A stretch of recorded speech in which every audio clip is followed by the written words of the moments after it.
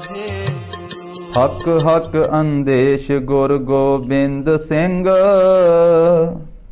ਬਾਦਸ਼ਾਹ ਦਰਵੇਸ਼ ਗੁਰ ਗੋਬਿੰਦ ਸਿੰਘ। ਹਕ ਹਕ ਆਗਾਹ ਗੁਰ ਗੋਬਿੰਦ ਸਿੰਘ, ਸ਼ਾਹ ਸ਼ਹਿਨਸ਼ਾਹ ਗੁਰ ਗੋਬਿੰਦ ਸਿੰਘ। ਵਾਹਿਗੁਰੂ ਜੀ। ਸਤਿਗੁਰਾਂ ਜੰਗ ਕੀਆ, ਸੂਬੇ ਸਾਰੇ ਹਾਰ ਗਏ। ਤੋਪਾਂ ਮਾਰ ਮਾਰ ਤੁਰਕ ਪਚੇ ਸਮੁਦਾਇਆ। ਮੈਦਾਨੀ ਬਹੁ ਜੰਗ ਥੀਆ, ਖਾਲਸੇ ਦੀ ਜੀਤ ਭਈ। ਤੁਰਕ ਕਿਆਮਤ ਕੇ ਦਿਨ ਸਿਰ ਆਇਆ। ਵਾਹਿਗੁਰੂ ਜੀ ਕਾ ਖਾਲਸਾ, ਵਾਹਿਗੁਰੂ ਜੀ ਕੀ ਫਤਿਹ। ਦਸਾਂ ਪਾਤਸ਼ਾਹੀਆਂ ਦੀ ਜੋਤ ਧੰਨ ਸ੍ਰੀ ਗੁਰੂ ਗ੍ਰੰਥ ਸਾਹਿਬ ਜੀ ਮਹਾਰਾਜ, ਸਤਿਗੁਰਾਂ ਦੀ ਪਾਵਨ ਪਵਿੱਤਰ ਹਜ਼ੂਰੀ ਅੰਦਰ ਸਜੇ ਹੋਏ ਸੁੰਦਰ ਦੀਵਾਨ ਦੀ ਹਾਜ਼ਰੀ ਭਰ ਰਹੀ ਗੁਰੂ ਕੀ ਸਾਜੀ ਨਵਾਜੀ ਹੋਈ ਸਾਧ ਸੰਗਤ ਜੀ, ਕਲਗੀਧਰ ਪਾਤਸ਼ਾਹ ਜੀ ਦੇ ਮਹਾਨ ਪਰਉਪਕਾਰਾਂ ਦਾ, ਕੁਰਬਾਨੀਆਂ ਦਾ ਇਤਿਹਾਸ ਪੜ੍ਹ ਸੁਣ ਰਹੇ ਹਾਂ। ਜਿਵੇਂ ਸਤਿਗੁਰੂ ਸਾਹਿਬ ਜੀ ਨੇ ਪੋਹ ਦੇ ਮਹੀਨੇ ਦੇ ਵਿੱਚ ਅੱਜ ਤੋਂ 316 ਸਾਲ ਪਹਿਲਾਂ, ਕਿਉਂਕਿ 2020 ਚੱਲ ਰਿਹਾ ਹੈ, ਸਤਿਗੁਰੂ ਸਾਹਿਬ ਜੀ ਨੇ 1704 ਈਸਵੀ ਸਨ ਨੂੰ ਅਨੰਦਪੁਰ ਸਾਹਿਬ ਛੱਡਿਆ। ਮਹਾਨ ਕੁਰਬਾਨੀਆਂ ਹੋਈਆਂ, ਸਿੰਘ ਸਿੰਘਣੀਆਂ ਦੀਆਂ ਸ਼ਹਾਦਤਾਂ ਹੋਈਆਂ, ਸਾਹਿਬਜ਼ਾਦਿਆਂ ਦੀਆਂ ਸ਼ਹਾਦਤਾਂ ਹੋਈਆਂ, ਮਾਤਾ ਗੁਜਰ ਕੌਰ ਜੀ ਦੀ ਸ਼ਹਾਦਤ ਹੋਈ। ਤੋਂ ਪਿਛਲੇ ਦਿਨਾਂ ਤੋਂ ਆਪਾਂ ਕਲਗੀਧਰ ਪਾਤਸ਼ਾਹ ਜੀ ਦੇ ਪਰਉਪਕਾਰਾਂ ਨੂੰ ਯਾਦ ਕਰ ਰਹੇ ਹਾਂ। ਜਿਵੇਂ ਅਨੰਦਪੁਰ ਸਾਹਿਬ ਨੂੰ ਘੇਰਾ ਪਿਆ, ਜਿਵੇਂ 22 ਧਾਰ ਦੇ ਰਾਜਿਆਂ ਨੇ ਔਰ ਔਰੰਗਜ਼ੇਬ ਦੀ ਫੌਜ ਨੇ ਤੇ ਔਰੰਗਜ਼ੇਬ ਨੇ ਕਸਮਾਂ ਖਾਧੀਆਂ, ਇਹ ਇਤਿਹਾਸ ਆਪਾਂ ਅੱਜ ਵਿਚਾਰਾਂਗੇ। ਸ੍ਰੀ ਗੁਰੂ ਗੋਬਿੰਦ ਸਿੰਘ ਮਹਾਰਾਜ ਜੀ ਨੂੰ ਯਾਦ ਕਰਦਿਆਂ ਹੋਇਆਂ ਸ਼ਰਧਾ ਭਾਵਨਾ ਸਹਿਤ ਗੁਰੂ ਸਾਹਿਬ ਜੀ ਦਾ ਇਤਿਹਾਸ ਸਰਵਣ ਕਰੀਏ। ਸਤਿਗੁਰਾਂ ਜੰਗ ਕੀਆ,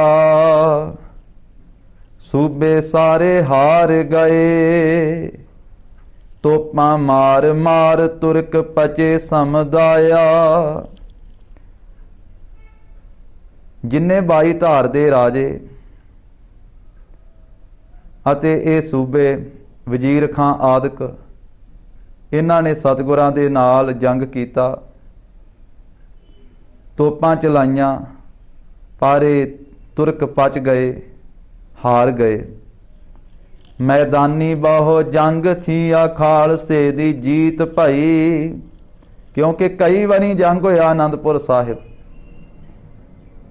ਜਿਵੇਂ 22 ਧਾਰ ਦੇ ਰਾਜਿਆਂ ਨਾਲ ਸਭ ਤੋਂ ਪਹਿਲਾਂ ਭੰਗਾਣੀ ਦਾ ਯੁੱਧ ਹੋਇਆ, ਦੂਸਰਾ ਨਦੌਣ ਦਾ ਯੁੱਧ ਹੋਇਆ, ਫਿਰ ਸਮੇਂ-ਸਮੇਂ ਨਾਲ ਹੋਰ ਵੀ ਆਨੰਦਪੁਰ ਸਾਹਿਬ ਯੁੱਧ ਹੋਏ।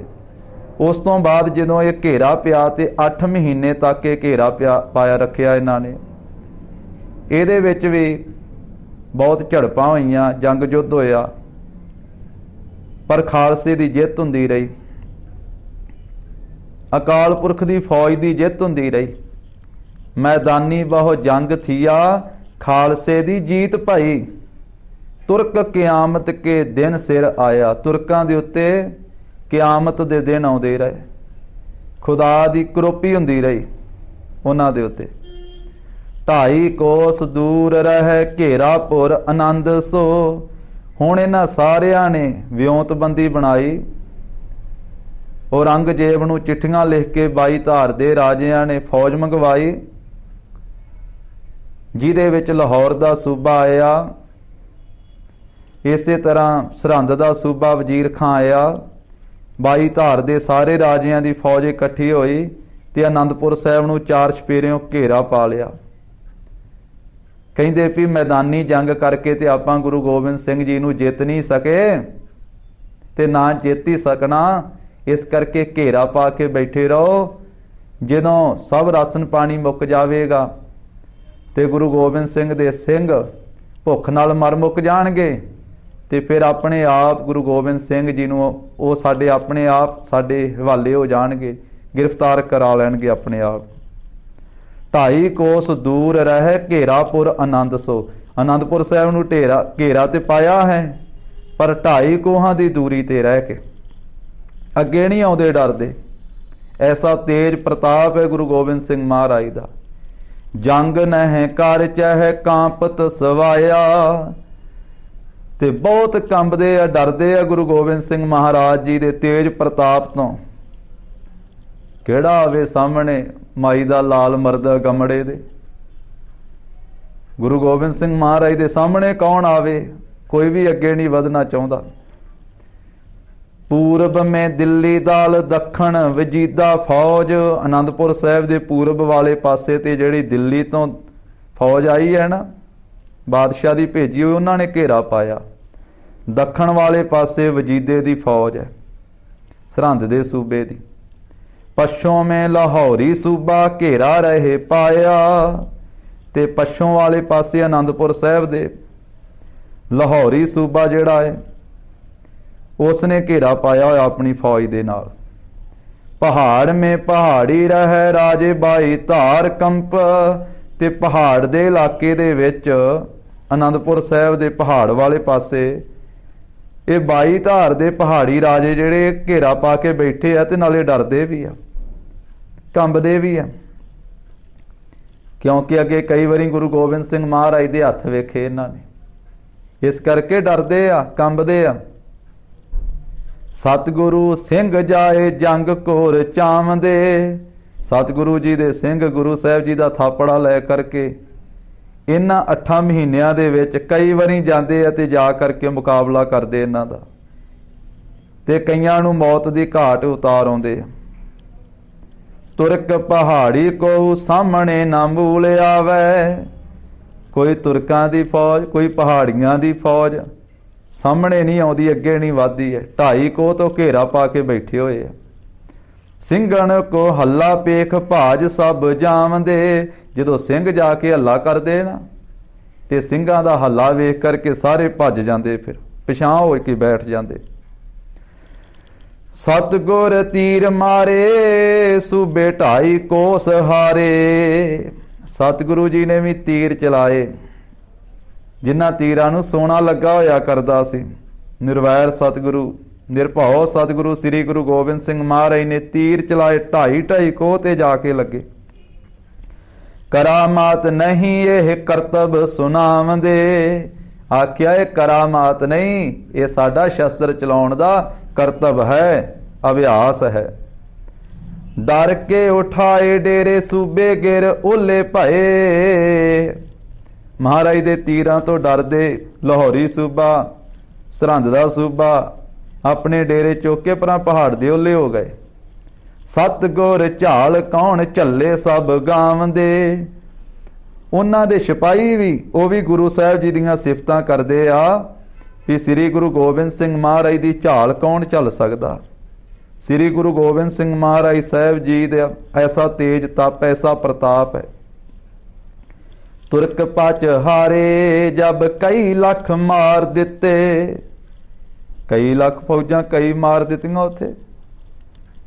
ਇਸ ਸਮੇਂ ਦੇ ਵਿੱਚ ਕੋਈ ਥੋੜੀ ਬਹੁਤੀ ਉਹਨਾਂ ਦੀ ਫੌਜ ਥੋੜਾ, ਹਜ਼ਾਰਾਂ ਦੀ ਗਿਣਤੀ ਦੇ ਵਿੱਚ ਫੌਜਾਂ ਮਾਰ ਦਿੱਤੀਆਂ ਇਹਨਾਂ 8 ਮਹੀਨਿਆਂ ਦੇ ਵਿੱਚ। ਪਹਾੜੀਆਂ ਕੋ ਗਰਦ ਮੇ ਖਾਲਸੇ ਮਿਲਾਇਆ। ਪਹਾੜੀਆਂ ਨੂੰ ਵੀ ਗਰਦ ਵਿੱਚ ਮਿਲਾ ਦਿੱਤਾ ਖਾਲਸੇ ਨੇ। ਸ਼ਾਹੀ ਬਹੁ ਫੌਜ ਮਰੀ, ਔਰੰਗੇ ਨੂੰ ਚਿੰਤਾ ਪਰੀ। ਜਿਹੜੀ ਔਰੰਗਜ਼ੇਬ ਨੇ ਸ਼ਾਹੀ ਫੌਜ ਭੇਜੀ ਸੀ ਨਾ ਦਿੱਲੀੋਂ, ਬਾਦਸ਼ਾਹ ਦੀ ਭੇਜੀ ਫੌਜ ਨੂੰ ਸ਼ਾਹੀ ਫੌਜ ਕਹਿੰਦੇ ਸੀ। ਉਹ ਸ਼ਾਹੀ ਫੌਜ ਬਹੁਤੀ ਗਿਣਤੀ ਵਿੱਚ ਮਾਰੀ ਗਈ।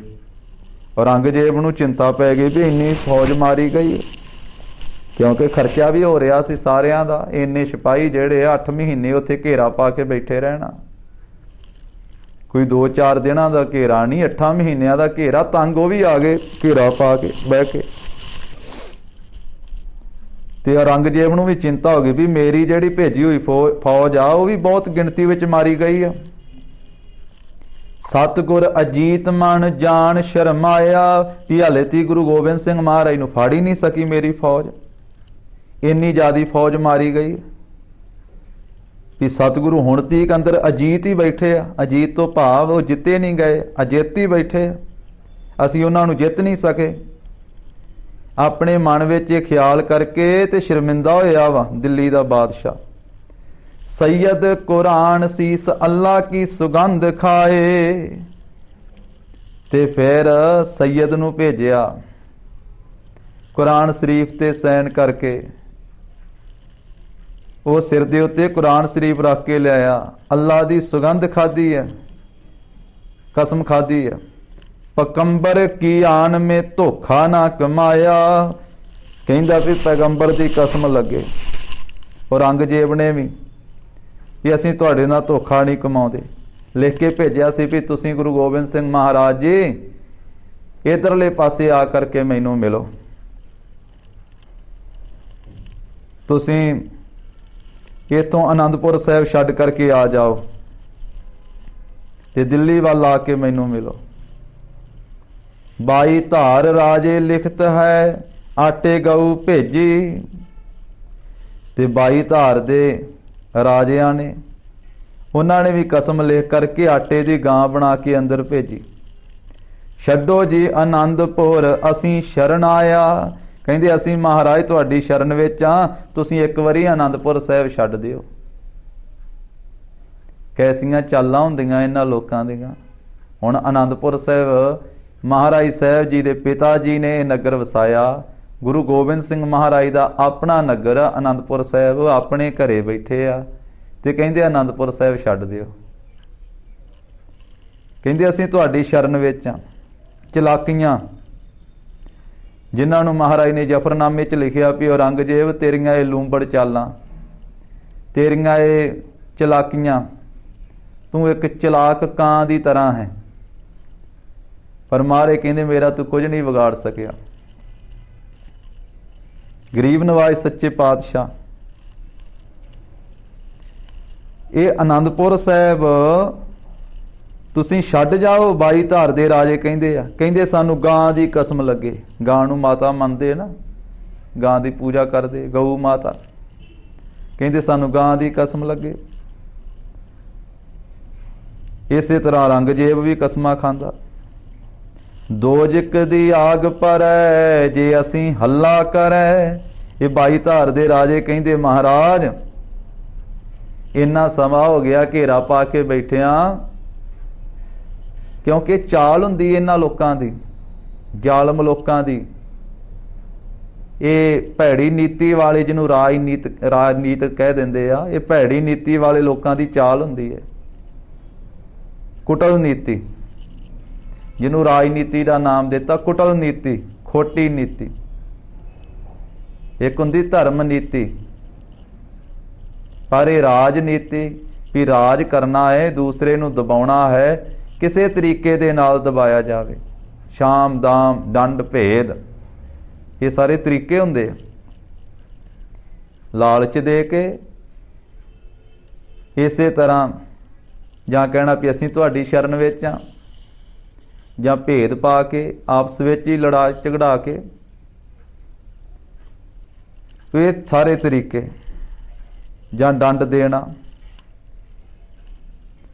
कहन लगे भी असीं बादशाह नूं मूँह विखाउण जोगे हो जाइए कि तुसीं इन्ने चिर दे घेरा पा के बैठे हो, तुहाडे कोलों आनंदपुर साहिब नहीं छड़ाया गया,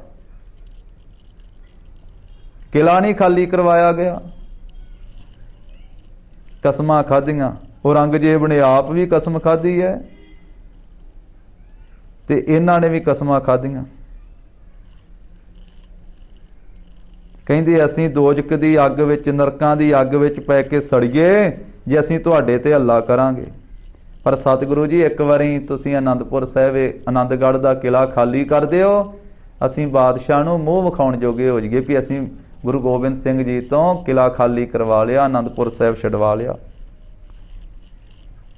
ते बादशाह भी कसमां खाई जांदा, जी मैं तुहानूं कुछ नहीं आखांगा, तुसीं इधर आ जाओ, मेरी फौज कुछ नहीं आखेगी। ਗਊ ਕੋ ਕਤਲ ਦੋਸ਼ ਲਾਗੇ ਸਭ ਆਇਆ। ਜੇ ਅਸੀਂ ਤੁਹਾਡੇ ਤੇ ਹਮਲਾ ਕਰੀਏ ਤੇ ਸਾਨੂੰ ਗਾਂ ਕਤਲ ਕਰਨ ਦਾ ਦੋਸ਼ ਲੱਗੇ, ਜਿੰਨਾ ਗਾਂ ਨੂੰ ਮਾਰਨ ਦਾ ਦੋਸ਼ ਲੱਗਦਾ। ਸਤਿਗੁਰ ਝੂਠੇ ਜਾਣ ਕੀਆ ਇਤਬਾਰ ਨਾਹੀਂ। ਹੁਣ ਮਹਾਰਾਜ ਤੇ ਅੰਤਰਜਾਮੀ, ਗਰੀਬ ਨਵਾਜ ਧੰਨ ਸ੍ਰੀ ਗੁਰੂ ਗੋਬਿੰਦ ਸਿੰਘ ਸੱਚੇ ਪਾਤਸ਼ਾਹ, ਇਹਨਾਂ ਨੂੰ ਝੂਠੇ ਜਾਣ ਕਰਕੇ ਇਹਨਾਂ ਤੇ ਇਤਬਾਰ ਨਹੀਂ ਕੀਤਾ। ਮਾਰੇ ਕਹਿਣ ਲੱਗੇ ਖਾਲਸਾ ਜੀ ਇਹਨਾਂ ਦੇ ਆਟੇ ਦੀ ਗਾਂ ਤੇ ਇਤਬਾਰ ਨਾ ਕਰੋ, ਇਹਨਾਂ ਦੇ ਕੁਰਾਨ ਤੇ ਇਹ ਲਿਖ ਕੇ ਭੇਜੀ ਜਿਹੜੇ ਇਹਨਾਂ ਨੇ ਕਸਮ, ਇਹਦੇ ਤੇ ਇਤਬਾਰ ਨਾ ਕਰੋ, ਇਹ ਝੂਠੇ ਲੋਕ ਹਨ। ਸਤਿਗੁਰ ਝੂਠੇ ਜਾਣ ਕੀਆ ਇਤਬਾਰ ਨਾਹੀਂ। ਤੁਰਕ ਪਹਾੜੀ ਦੀਨ ਧਰਮ ਨਾ ਕਾਇਆ। ਮਾਰੇ ਕਹਿੰਦੇ ਇਹਨਾਂ ਤੁਰਕਾਂ ਦਾ, ਇਹਨਾਂ ਪਹਾੜੀਆਂ ਦਾ ਕੋਈ ਦੀਨ ਧਰਮ ਨਹੀਂ ਹੈ, ਇਹ ਕੋਈ ਧਰਮ ਵਿੱਚ ਰਹਿਣ ਵਾਲੇ ਲੋਕ ਨਹੀਂ। ਉਂਝ ਸ੍ਰੀ ਗੁਰੂ ਗੋਬਿੰਦ ਸਿੰਘ ਮਹਾਰਾਜ ਜੀ ਦਾ ਕਿਸੇ ਵੀ ਮਤ ਨਾਲ, ਕਿਸੇ ਵੀ ਧਰਮ ਨਾਲ ਕੋਈ ਵੈਰ ਨਹੀਂ ਹੈ। ਕਿੰਨੇ ਹਿੰਦੂ ਵੀ ਸ੍ਰੀ ਗੁਰੂ ਗੋਬਿੰਦ ਸਿੰਘ ਮਹਾਰਾਜ ਸਾਹਿਬ ਜੀ ਦੇ ਸ਼ਰਧਾਲੂ ਹੋਏ ਆ, ਤੇ ਕਿੰਨੇ ਮੁਸਲਮਾਨ ਵੀ ਸ੍ਰੀ ਗੁਰੂ ਗੋਬਿੰਦ ਸਿੰਘ ਮਹਾਰਾਜ ਸਾਹਿਬ ਜੀ ਦੇ ਸ਼ਰਧਾਲੂ ਹੋਏ ਆ। ਪਹਿਲੇ ਗੁਰੂ ਸਾਹਿਬਾਂ ਦੇ ਵੀ ਸ਼ਰਧਾਲੂ ਹੋਏ ਆ, ਕਿਉਂਕਿ ਗੁਰੂ ਨਾਨਕ ਸਾਹਿਬ ਮਹਾਰਾਜ ਸਾਰੀ ਸ੍ਰਿਸ਼ਟੀ ਦੇ ਸਤਿਗੁਰੂ ਹਨ। ਗੁਰੂ ਘਰ ਸਾਰਿਆਂ ਨੂੰ ਸਾਂਝਾ ਉਪਦੇਸ਼ ਦੇਣ ਵਾਲਾ ਹੈ। ਜੋ ਕਸ਼ਮੀਰ ਦੇ ਪੰਡਤ ਆਏ ਸੀ ਉਹ ਵੀ ਤਾਂ ਹਿੰਦੂ ਹੀ ਸਨ ਨਾ, ਜਿਨ੍ਹਾਂ ਦੇ ਵਾਸਤੇ ਆਪਣੇ ਪਿਤਾ ਜੀ ਕੁਰਬਾਨ ਕੀਤੇ ਸ੍ਰੀ ਗੁਰੂ ਗੋਬਿੰਦ ਸਿੰਘ ਮਹਾਰਾਜ ਸਾਹਿਬ ਜੀ ਨੇ। ਤੇ ਗੁਰੂ ਸਾਹਿਬ ਜੀ ਦੀ ਕੁਰਬਾਨੀ ਦਾ ਸਦਕਾ ਜੋ ਉਹਨਾਂ ਕਸ਼ਮੀਰੀ ਪੰਡਤਾਂ ਦਾ ਆਗੂ ਬਣ ਕੇ ਆਇਆ ਸੀ ਨਾ, ਕਿਰਪਾ ਰਾਮ ਪੰਡਤ, ਉਹ ਫਿਰ ਅਨੰਦਪੁਰ ਸਾਹਿਬ ਆ ਕੇ ਕਿਰਪਾ ਸਿੰਘ ਬਣ ਗਿਆ ਸੀ ਅੰਮ੍ਰਿਤ ਛਕ ਕੇ। ਉਹ ਵੀ ਗੁਰੂ ਸਾਹਿਬ ਜੀ ਕੀ ਖਾਲਸਾ ਫੌਜ ਵਿੱਚ ਭਰਤੀ ਹੋ ਕਰਕੇ ਉਹਨੇ ਵੀ ਸ਼ਹਾਦਤ ਪ੍ਰਾਪਤ ਕੀਤੀ ਹੈ। ਤੇ ਪੀਰ ਬੁੱਧੂ ਸ਼ਾਹ ਵੀ ਮੁਸਲਮਾਨ ਹੈ, ਜਿਨ੍ਹੇ ਆਪਣੇ 2 ਭਰਾ, ਆਪਣੇ 4 ਪੁੱਤਰ ਤੇ ਆਪਣੇ 700 ਮੁਰੀਦ ਭੰਗਾਣੀ ਦੇ ਯੁੱਧ ਵਿੱਚ ਨਾਲ ਲੈ ਕੇ ਉਹ ਗਿਆ ਸੀ। ਗੁਰੂ ਗੋਬਿੰਦ ਸਿੰਘ ਮਹਾਰਾਜ ਵੱਲੋਂ ਜਿਹੜੀ ਵਿਰੋਧੀ ਫੌਜ ਸੀ ਉਹਦੇ ਨਾਲ ਜਾ ਕੇ ਮੁਕਾਬਲਾ ਕੀਤਾ ਸੀ। ਗੁਰੂ ਗੋਬਿੰਦ ਸਿੰਘ ਮਹਾਰਾਜ ਦੀ ਮਦਦ ਦੇ ਵਿੱਚ ਪਹੁੰਚਿਆ ਸੀ। ਜਦੋਂ ਉਹਨੂੰ ਪਤਾ ਲੱਗਾ ਸੀ ਵੀ ਮੇਰੇ ਰਖਾਏ ਹੋਏ ਜਿਹੜੇ ਨੌਕਰ ਗੁਰੂ ਗੋਬਿੰਦ ਸਿੰਘ ਮਹਾਰਾਜ ਦੇ ਪਾਸ 500 ਪਠਾਨ, ਉਹਦੇ ਵਿੱਚੋਂ ਸਿਰਫ ਕਾਲੇ ਖਾਂ ਰਹਿ ਗਿਆ ਤੇ ਬਾਕੀ ਜਿਹੜੇ ਆ 4 ਜਰਨੈਲ ਤੇ ਬਾਕੀ ਫੌਜ ਉਹ ਭੱਜ ਗਈ। ਤੇ ਉਹ ਪੀਰ ਬੁੱਧੂ ਸ਼ਾਹ ਵੀ ਮੁਸਲਮਾਨ ਸੀ। ਪੀਰ ਭੀਖਣ ਸ਼ਾਹ ਵੀ ਤਾਂ ਮੁਸਲਮਾਨ ਸੀ, ਜਿਹਨੇ ਸਭ ਤੋਂ ਪਹਿਲਾਂ ਜਾ ਕੇ ਦਰਸ਼ਨ ਕੀਤੇ। ਇੱਥੋਂ ਪੰਜਾਬ ਦੀ ਧਰਤੀ ਤੋਂ ਚੱਲ ਕੇ ਜਿਹੜਾ ਪਟਨਾ ਸਾਹਿਬ ਜਾ ਕੇ ਜਿਹਨੇ ਦਰਸ਼ਨ ਕੀਤੇ ਸੀ। ਸ੍ਰੀ ਗੁਰੂ ਗੋਬਿੰਦ ਸਿੰਘ ਮਹਾਰਾਜ ਜੀ ਦਾ ਵੈਰ ਨਾ ਹਿੰਦੂਆਂ ਨਾਲ, ਨਾ ਮੁਸਲਮਾਨਾਂ ਨਾਲ, ਨਾ ਹੋਰ ਕਿਸੇ ਨਾਲ, ਕਿਉਂਕਿ ਜਿਹੜੇ ਜ਼ੁਲਮ ਕਰਦੇ ਆ ਉਹ ਜ਼ੁਲਮ ਨੂੰ ਰੋਕਣ ਵਾਸਤੇ ਸਤਿਗੁਰੂ ਜੀ ਨੇ ਆਪਣੇ ਪਿਤਾ ਜੀ ਨੂੰ ਵੀ ਸ਼ਹੀਦ ਕਰਵਾਇਆ ਤੇ ਆਪ ਸ਼ਸਤਰ ਚੁੱਕੇ, ਹਥਿਆਰ ਚੁੱਕੇ ਜ਼ੁਲਮ ਨੂੰ ਰੋਕਣ ਵਾਸਤੇ। ਜ਼ਾਲਮ ਨੂੰ ਸੋਧਦੇ ਆ। ਤੇ ਮਹਾਰਾਜ ਕਹਿਣ ਲੱਗੇ ਕਸਮਾਂ ਖਾਣ ਵਾਲੇ ਲੋਕ, ਇਹਨਾਂ ਦਾ ਕੋਈ ਦੀਨ ਧਰਮ ਨਹੀਂ ਹੈ। ਜਿਨ੍ਹਾਂ ਨੇ ਕਸਮਾਂ ਲਿਖ ਕੇ ਭੇਜੀਆਂ ਉਹਨਾਂ ਵਾਸਤੇ ਕਹਿ ਰਹੇ ਵੀ ਉਹ ਔਰੰਗਜ਼ੇਬ ਵੀ ਇਹਨੇ ਧਰਮ ਦਾ ਚੋਲਾ ਪਾਇਆ ਹੋਇਆ, ਵੀ ਧਰਮੀ ਨਹੀਂ ਹੈ। ਤੇ 22 ਧਾਰ ਦੇ ਰਾਜੇ ਵੀ ਧਰਮੀ ਨਹੀਂ ਹਨ। ਸਤਿਗੁਰ ਝੂਠੇ ਜਾਣ ਕੀਆ ਇਤਬਾਰ ਨਾਹੀਂ। ਤੁਰਕ ਪਹਾੜੀ ਦੀਨ ਧਰਮ ਨਾ ਕਾਇਆ। ਖਾਲਸੇ ਨੂੰ ਧੀਰ ਦੇ ਕੂੜਾ ਗੁੱਦੜ ਗਾਉਣ ਭਰੇ। ਕਾਇਰਾਂ ਦੀ ਸਹੁੰ ਝੂਠੀ ਕਰਕੇ ਦਿਖਾਇਆ। ਖਾਲਸਾ ਕਹਿਣ ਲੱਗਾ ਕਿਉਂਕਿ ਭੁੱਖ ਦਾ ਦੁੱਖ ਬੜਾ ਵੱਡਾ, ਭੁੱਖ ਦਾ ਦੁੱਖ ਬੜਾ ਵੱਡਾ। ਖਾਲਸੇ ਨੇ ਆਖਿਆ ਮਾਰੇ ਹੁਣ ਤੇ ਕਸਮਾਂ ਖਾ ਰਹੇ ਆ, 8 ਮਹੀਨਿਆਂ ਦੇ ਅੰਦਰ ਬੈਠੇ ਆ, ਰਾਸ਼ਨ ਪਾਣੀ ਵੀ ਮੁੱਕ ਗਿਆ ਹੈ। ਤੇ ਫਿਰ ਜੋ ਕੂੜਾ ਕਰਕਟ ਸੀ, ਟੁੱਟੀਆਂ ਕਾਠੀਆਂ, ਘੋੜੇ ਦੀਆਂ ਲਿੱਦਾਂ, ਹੋਰ ਬਸਤਰ ਆਦਿਕ ਗੱਡਿਆਂ ਤੇ ਭਰ ਕੇ ਤੇ ਉਹ ਗੱਡੇ ਤੋਰੇ ਸਨ ਜਦੋਂ, ਤੇ ਇਹ ਲੁੱਟਣ ਪੈ ਗਏ ਸੀ ਸਾਰੇ। ਮਹਾਰਾਜ ਨੇ ਝੂਠੇ ਕਰਕੇ ਵਿਖਾਇਆ ਵੀ ਆਹ ਇਹਨਾਂ ਦੀਆਂ ਕਸਮਾਂ ਵੀ ਜਿਹੜੇ ਲੁੱਟਣ ਪੈ ਗਏ ਆ, ਝੂਠੇ ਕਰਕੇ ਵਿਖਾ ਦਿੱਤਾ ਸੀ ਵੀ ਇਹ ਝੂਠੇ ਲੋਕ ਹਨ, ਇਹਨਾਂ ਤੇ ਇਤਬਾਰ ਨਾ ਕਰੋ। ਸੋ ਬਾਕੀ ਦਾ ਇਤਿਹਾਸ ਅੱਗੇ ਵਿਚਾਰਾਂਗੇ। ਵਾਹਿਗੁਰੂ ਜੀ ਕਾ ਖਾਲਸਾ, ਵਾਹਿਗੁਰੂ ਜੀ ਕੀ ਫਤਿਹ। ਵਾਹਿਗੁਰੂ ਵਾਹਿਗੁਰੂ।